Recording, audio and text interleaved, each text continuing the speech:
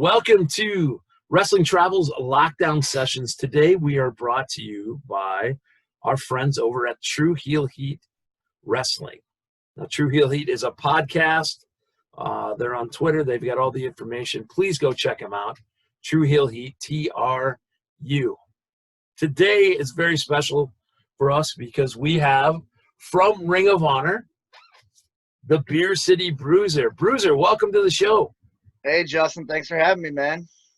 Oh, dude, absolutely. We've been looking forward to hoping to make this connect for a while. I'm really glad that we're able to do it now. Now, the cool thing is, even though we are a UK company, you and I are both in the great state of Wisconsin today. It's stormy up here. I don't know how it is down south, but Actually pretty nice right now, so knock on wood. I don't have any wood around me, so. not something. So what we usually do, I just want to try to get a feel for what everybody's been up to during this kind of global crisis, but I want to start back at the beginning. Bruiser, how long have you been in the business? I started in May of 2000, so 20 years, going on 21 years. I've been a wrestling fan my whole life, but I actually got in the ring for the very first time in May of 2000, so long time. And so who broke you in then? So I started with a guy named Trevor Adonis. He was a local guy around here in the Milwaukee area. And I initially broke in with him. He did like a fantasy camp for me, which is funny because it was pay $150, 2-hour fantasy camp. He'll teach you how to bump, hit the ropes, stuff like that.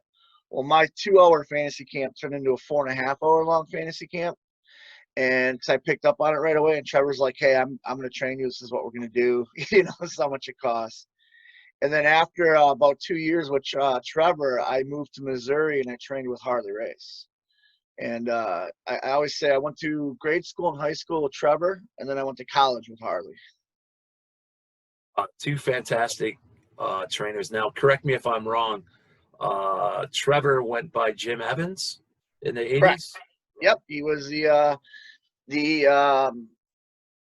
job guy known as that. In fact, I think on one of your lockdown sessions, you were talking about The Undertaker putting guys in body bags. Yeah. Trevor was actually the very first guy to ever be put in a body bag at a taping, like a Superstars taping or something like that. And he had the video and the pictures and all that. He was also the first one to ever take the press slam from Ultimate Warrior over the top rope to the floor. So those are kind of like his highlights, I guess you could say. Yeah, no, that's awesome, because I was like, am I the only one that remembers The Undertaker putting him in body bags? No, when you mentioned that in that interview, like right away it clicked in my head, because for years Trevor always had this picture of him in a body bag in a ring. I'm like, Trevor, what is this? And he explained the whole story about how they're, talking about it. They didn't know because they're airtight, I guess. And they figured out a way to gimmick it, and he was the first one to do it on TV, so. That's awesome. I've got to get another guy that I've asked to come on, and I just got to get the commitment, is Van Horn, who wrestled right around that same time. And he was telling me a story on Facebook about how he thinks he might have been the first one to take the Rude Awakening from Rick Rude. Okay. Because he got called out, before everything. Hey, we're going to try a few things. And, man, I mean, people – I'm nuts about wrestling, and I know you are too, but stuff like that is – awesome. I live for these little stories, and I'm glad that we're recording these, because I feel like these stories can kind of live on. At least they're recorded somewhere, Yeah, great thing about Trevor is that he worked at a bar called Hog Alley, and that's actually where I did the tryout. And so that's only about 5-10 minutes from where I was living at the time. So I'd go in pretty much every day I wasn't training, buy him a drink, and just ask him a question and just listen to stories. And like when I was training with Harley, I'd get there, he'd get to the office at like 10:30 in the morning, and I'd get there at the same time, and it would really just be, Harley, tell me a story, tell me about X, and then just sit there and listen, because I love the wrestling stories, Yeah, that's awesome. So you moved to Missouri, and you train with Harley, and I know how the business is. You're learning from a lot of people, but those are your two big trainers. So when you debut, in 2000, who do you break in with down in Wisconsin here? What company? So Trevor ran his own company. It was called IAW, which stood for International Association of Wrestling. But actually, Trevor always called it It's a Work Wrestling, hence the name IAW. It later became like GLCW. Um, yeah, but the thing was, is with Trevor told me to wrestle for everybody. So the minute I debuted, I got hooked up with any company that would book me.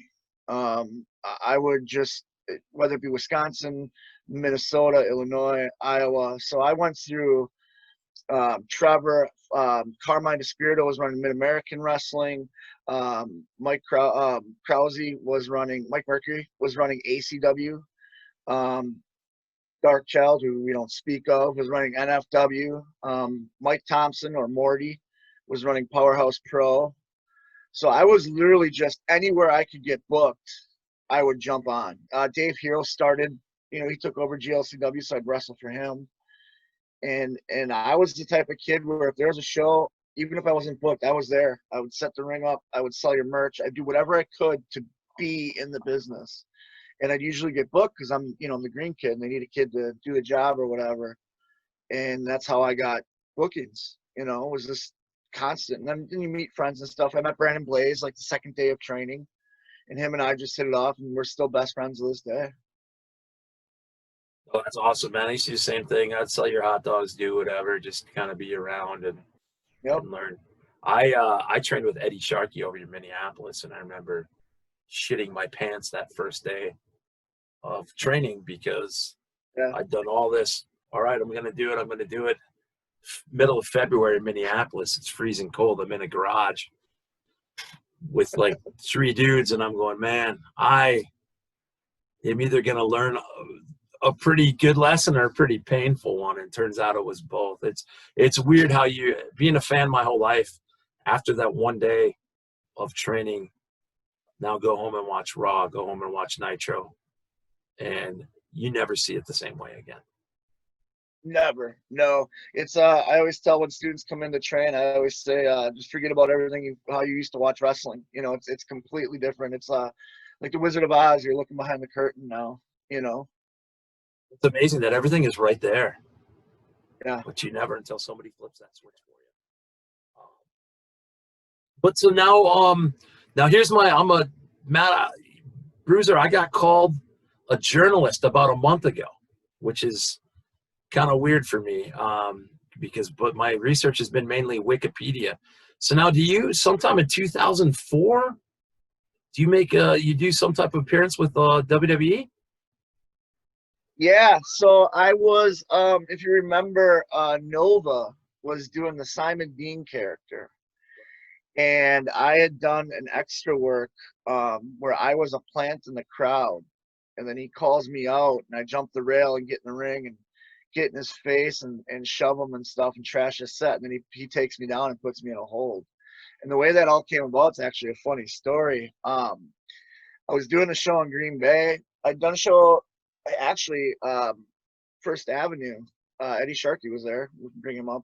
I did a show that day, and then the next day I was in Green Bay and Rockford, I think it was. And I was there, and a buddy of mine, been trying to lose weight because I wanted to really get signed. And it was a time, remember that time period, it was all body guys. You had to be a body guy in order to get a job. So I was really cutting weight, and a friend of mine kept calling me fat. Man, you're looking so fat today. Look how fat you are. I'm like, dude, like, how hard I'm working. He kept saying it. Well, Ken Anderson was there, and Ken had heard that, goes, oh, you're perfect. And he runs away. I was like, what the hell? And my buddy goes, you're welcome. And I was like, welcome for what? You've been calling me fat all day long. Like, what are you talking about? Ken comes back about 5 minutes later and goes, hey, how would you like to be on Monday Night Raw? And I says, well, yeah, of course. He says, all right, here's Tommy Dreamer's cell phone number. Give him a call and we'll set it up. They needed a large guy for the spot with Simon Dean. And Ken was trying to find somebody. They had contacted Ken because Ken was booked on those shows. This is actually the weekend that Ken got signed to WWE. And Ken and I had known each other for a while because we broke in around the same time with travel. And so I jumped in the car with him. I got booked for Raw. We went down. And it was originally just supposed to be a spot where Simon Dean's just making fun of somebody in the ring. Well, before the show happens, me and Ken are in the ring and we're rolling around and stuff because guys get terrified whenever they do extra work that they're not allowed, you're walking on eggshells. Ken told me, let's get in the ring, let's roll around. If they don't want us in the ring, they'll tell us to get out. We're not going to hurt anybody. So while we're rolling around, Jim Ross and Paul Heyman are watching. And it went from, okay, this kid, is going to get made fun of that, hey, he can actually roll around and take bumps and wrestle. Let's have him do something. So then they came over and they go, hey, can you talk? And I says, yeah, what do you want me to do? They sent me to Brooklyn Brawler to cut a promo. Well, now they find out I can talk. So it went from just being a plant to being a plant that had lines to being a plant that had lines, got physical activity. And then I worked out with Nova a little bit, and he's like, you're not going to hurt me. You can do something to me, which was unheard of at the time. Extras didn't touch talent. So it turned out to what it was, where I shoved him and all that. And then the funny thing is, for the first time, a buddy of mine told me about this. After I get choked out, they pan over to Nova on Simon Dean on the ramp, and then they come back to the ring, and there I am selling. And they'd never done that before. So it was a really cool experience. And I got in the back, and Vince liked it, and Jericho. It was my first time meeting Vince McMahon, which was terrifying. And it was a good time, real good time. What I hear about the people doing the extra work now is a lot of them are, they're shitting themselves to go there, and they say that the talent treats you very well backstage, which is really good to hear because they know we're all on a certain wavelength. We're all on a certain level. Some guys are here.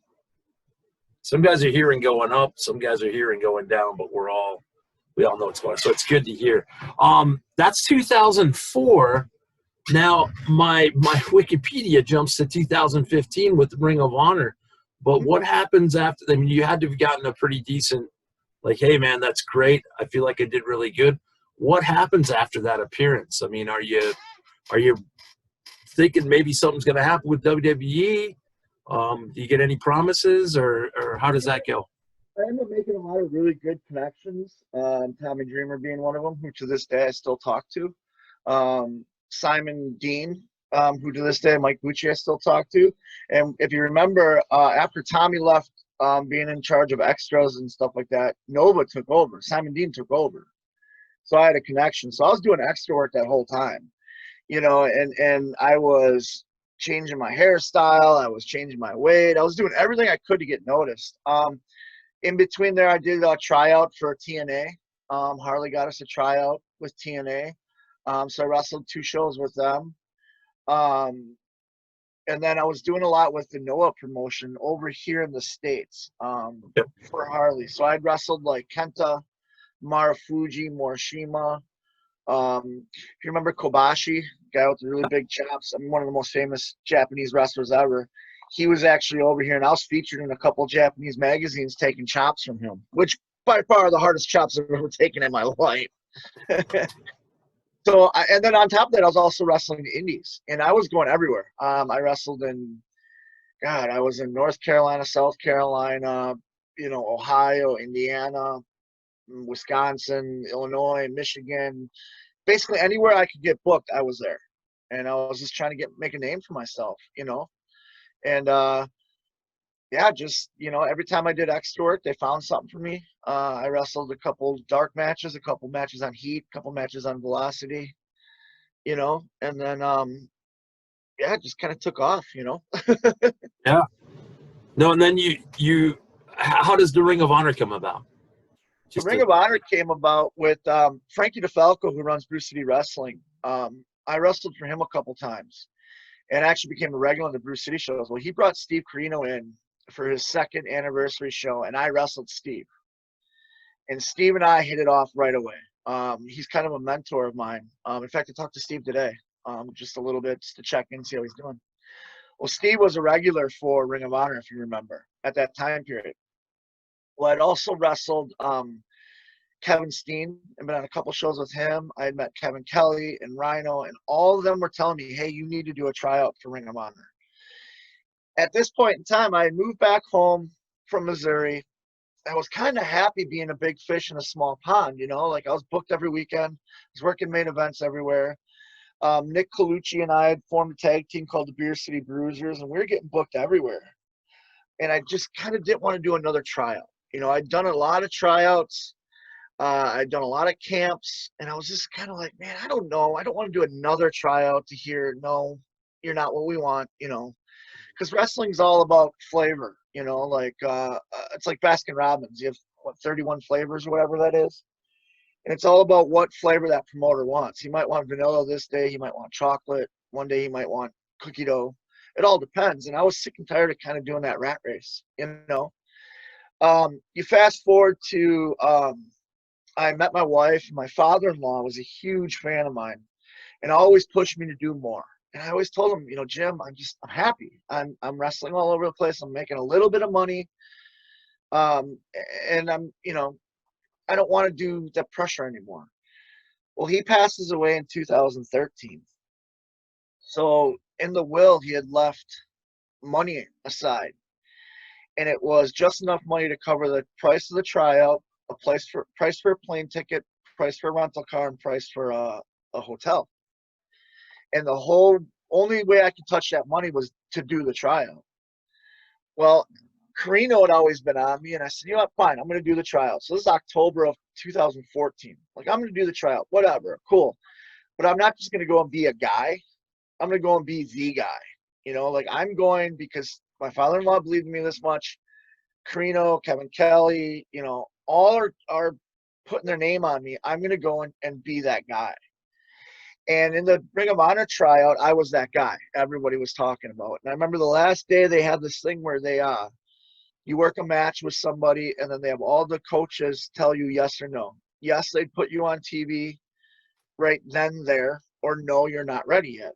And it was against Will Ferrara, and our match was the only match to ever get a unanimous yes from every single judge. And as soon as that camp was over, Delirious, the booker, walks up and goes, we're going to put you in the top prospect tournament. You killed it. Look for my email. And that's how I got in the Ring of Honor. That's a really great story. In fact, I just saw the other day the story about your father-in-law. That's you know, that's a cool thing happened out of a tragic thing, and that's kind of what life is all about. I want to talk to you about Ring of Honor and what's been happening with the COVID. But I want to, before I forget, I got to rewind it all the way back. I think I know these answers, but when you're a young Beer City Bruiser, who, when you first turn on that television, who are you first watching? Who gets you hooked into wrestling? Bruiser Brody, 100%. My very first wrestling show my uncle took me to, I was 7 years old, and it was the Merrill County Fair. I don't know if you're from Upper Wisconsin. Yeah, absolutely. So it's the Marathon County Fair in Merrill. And the main event is Brody. It's supposed to be Brody versus Abdullah, but Abdullah canceled, so it's Brody versus Hanson. And man, they came brawling past me, and Brody stood there, and he's all covered with the blood, doing the huss, and I'm 7.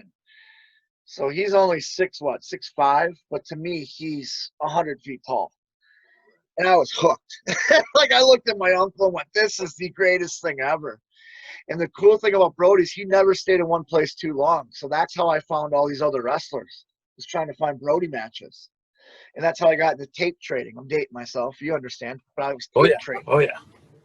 And through Brody, I found Bam Bam Gordy, Terry Bam Bam Gordy, and the Freebirds. And then I found Mick Foley, and that was it. I was hook, line, and sinker a Cactus Jack fan, and I could turn on the TV, whether it be WCW or ECW or then WWF when he was Mankind, and I could watch him, and I was hooked.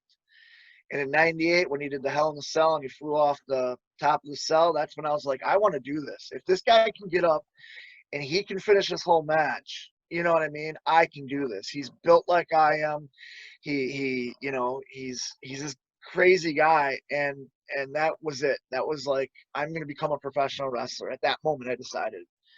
And 2 years later, I was in the ring, and so Brody and Foley were always my top two. Like, you can't pass them. they're the end all.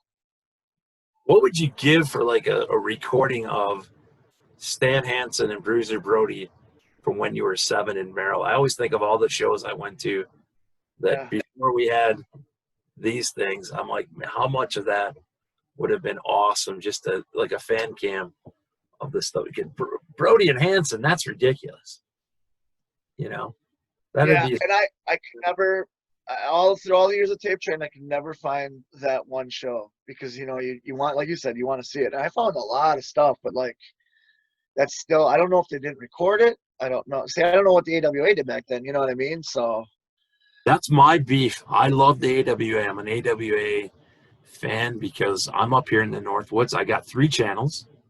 I still now I get like a couple extra because of the digital channels, but it was AWA every Saturday night, and everybody, and I might have you talk to Frankie for me because I told Frankie everybody asked me who's my favorite wrestler, and I'm always like, you know what, you're just gonna take the piss out of me, or you're not gonna know who it is. It's Greg Gagne, and okay.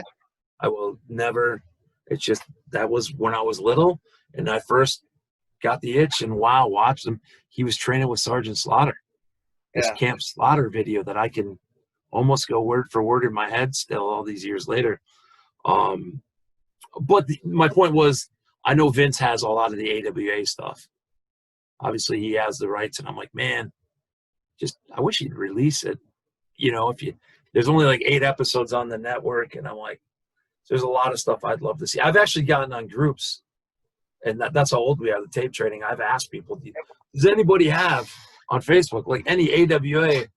And people are always like, go to the network. I'm like, listen, I've been there. Trust me. That's what, but I'm like, does anybody, and I still can't get it, but I will never stop trying. So, When I was trading with Harley, it was really good because he had a lot of tapes, so I got to see a lot of those old AWA, old wrestling at the Chase from St. Louis.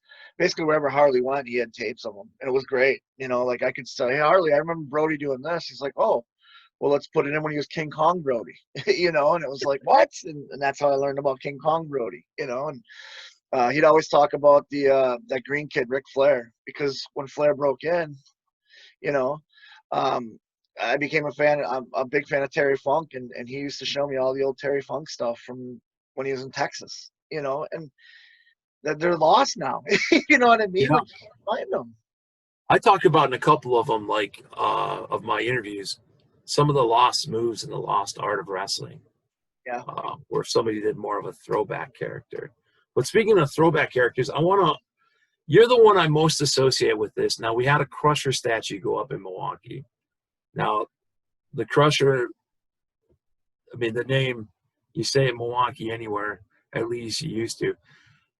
Do you feel, because I don't even know if this is true for you, but I think it is. You're the one we most associate with the Crusher. Seeing you at the picture of the statue and you carrying on that tradition, the Beer City Bruiser. I mean, that's got to be quite an honor for you to be mentioned in the same breath, I would imagine, as the Crusher.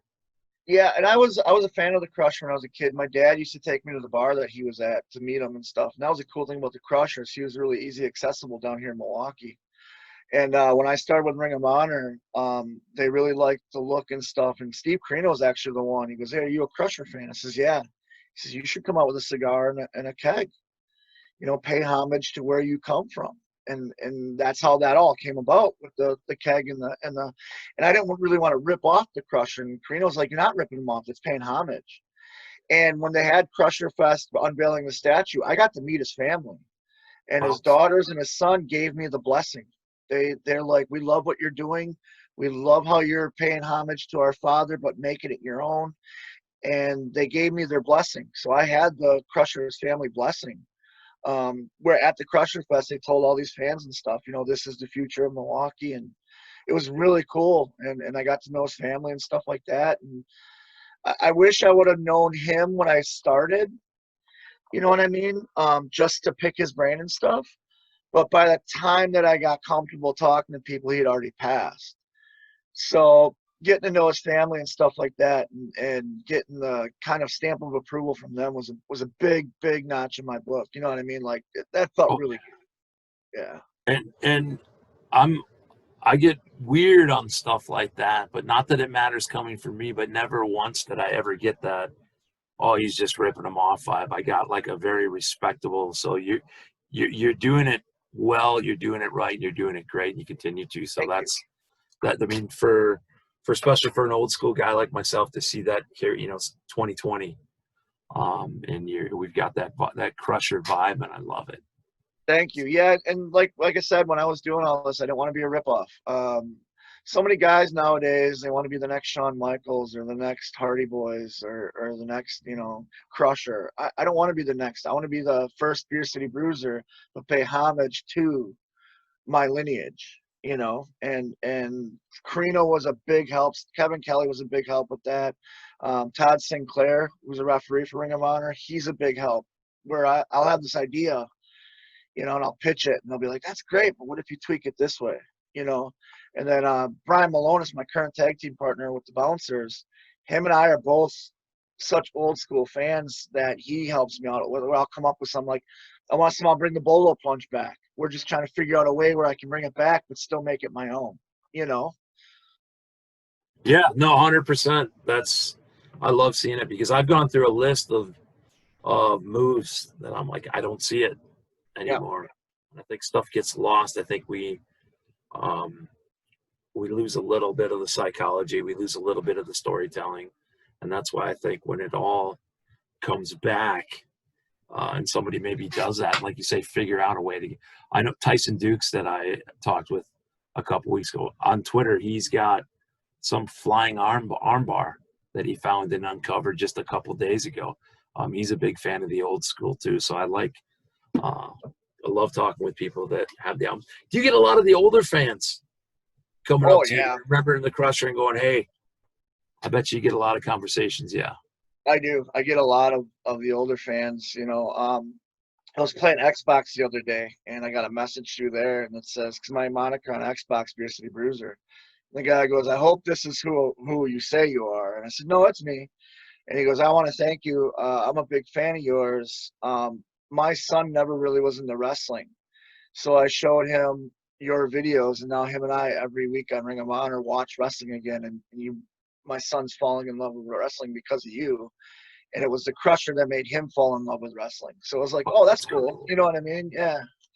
And the kids nowadays don't get it. Wrestling, when you break it down, the nuts and bolts of wrestling is telling a story, good guy versus bad guy. It doesn't matter about moves. It doesn't matter about your look. It matters about emotion and telling that story.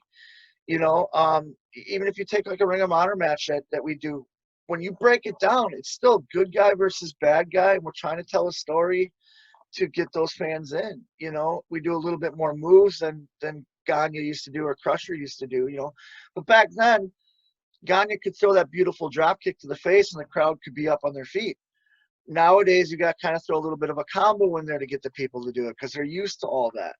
But the bottom line is you got to tell a story to get those people invested in you, And kids nowadays forget that, You got to tell a story and get people emotionally invested in you.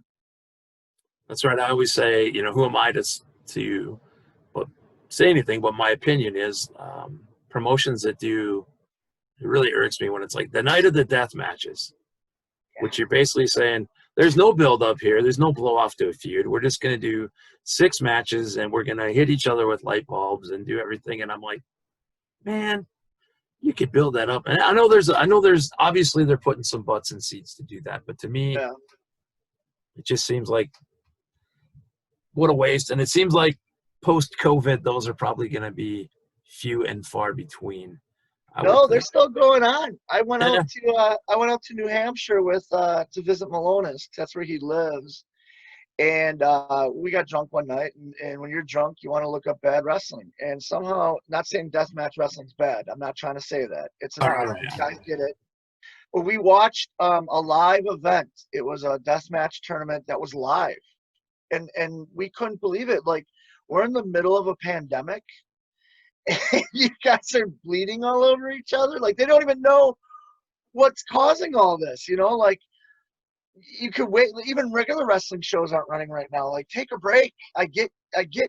Trust me. If anybody's fiending for wrestling, it's myself. but I also fiend for healthiness, you know, and like me and Brian just could not figure it out. Like, to each their own. They want to do the death match wrestling. That's great. That's fine. But right now, in the middle of a global pandemic, maybe wait. You know? Yeah, tone it down a bit. Yeah, I thought that there was one over in, I won't say the name of the promotion, but over in the UK that they were telling me about smashing light bulbs. And actually, a girl, this is before pandemic, this is last year. They're treating a girl in the front row who got all cut up. And I'm like, oh man, over here, that's a lawsuit waiting to happen, you know? Yeah. And the Um, fans of this, I give this, the fans of deathmatch wrestling are hardcore, loyal fans. Like, I've gone to a few deathmatch shows, I've done deathmatch, and it's not my cup of tea. But those fans, man, they are hardcore. Like, they love that stuff. And I don't get it because I'm not that hardcore of a fan. You know what I mean? But then again, yeah. Brody used to punch people in the face going to the ring in Japan, and they loved it. You know, when I was in Japan, people were paying me to spit beer in their face. So to each their own. You know what I mean? Now, what do you have a beer of choice? I mean, or at least can you tell me how the beer over here compares to the beer in Japan? Oh, the beer in Japan's amazing. Okay. Their tap beer over there, their lines are so clean. When I was over there, I was hanging out with Delirious, and he's the one that kind of showed me like Strong Zeros is another alcoholic drink over there that's really good. But he goes, you got to be careful with the beer. I says, why? He goes, you'll be about 10 beers in before you realize that you're drinking beer because it's so crisp and clean. And there was one night where I put away about 20 some beers before I realized how much beer I drank. And then the next thing you know, it's like, oh shit, I got to go back to my hotel room. I got to wrestle in the morning, you know. My go-to beer though is it's Yingling. It's East Coast beer. I just brought back 2 cases with me after I left Malonis' house because you can't get it here in the Midwest. Um, but that's my go-to beer. But then when I can't get that, I always go with Coors Light. It's an easy beer. You can get it anywhere. It's not Bud, and I hate Bud. I hate Budweiser. You know, all the years living in Missouri, like soured me on Bud. So Coors Light's the old faithful, I guess you could call it. But the thing about my gimmick is it's me. I like beer, so I like trying new things. So fans are always suggesting stuff, and I try it. I had a couple promoters bring me in to do brewery tours with them, and I love that because you get to sample the local stuff, you know. And I'm a big fan of just beer. Reminds me of a story. I did a lot. I've been lucky enough to travel Australia, New Zealand, the UK, and I'd go to these bars and say, "Hey, we've got every beer in the world that you'd ever want," and I'd go, "Awesome, PBR," and just watch their face go. But yeah, Yingling is good. I could see, I could see a heel turn coming where all of a sudden the Bruiser's got this. He's an IPA guy and he's a little too good for everybody. I could see something like that.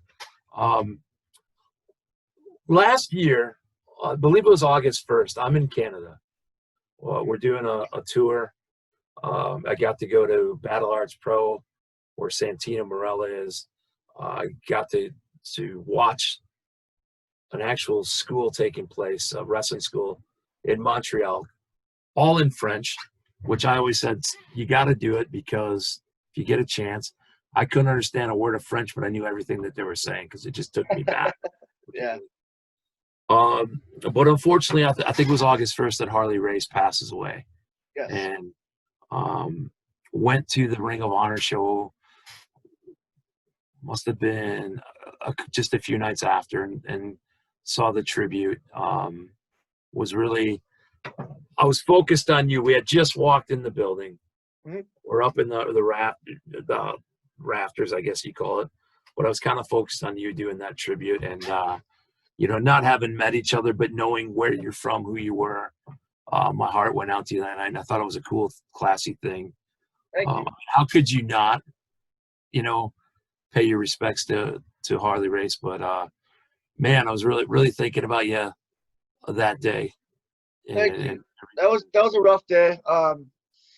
I was actually when I got the news he had passed, I was at the state fair wrestling for Bruce City Wrestling, and I was literally just about to go out for my match, and I never checked my phone. when I'm in the, because I get in the zone. You know what I mean? For some reason, my phone had fallen out of my pocket, so I went to pick it up, and there was a message from Joe Henning. And I said, okay, this is weird. I looked at it. It said Harley passed. And I set my phone down and I did my match, and I came back and I'm like, what was that message? And my phone had just blown up, and it was just, the wrestling circle is, this one guy tells and everybody was texting. And so we did a tribute there at State Fair for the second show. Frank let me go out and kind of say my piece and stuff. And then when I was at Ring of Honor, they pulled me aside right away. And they said, we want to do a 10 bell for Harley. We want you to lead it. We want you to do anything for him. And I write Harley on my tape. So on the one side, I write Bubba, which was what my kids called my father-in-law, because he didn't like being called grandpa. So it was Bubba. And then I have Harley written on the other side. And then on the other tape, I have TA for Trevor Adonis. And I draw a broken heart because he was a heartbreaker, Trevor Adonis. And so they're always with me every time I wrestle. And so with the tribute, if you watch it on the video, they take a close shot of my tape, and that's me,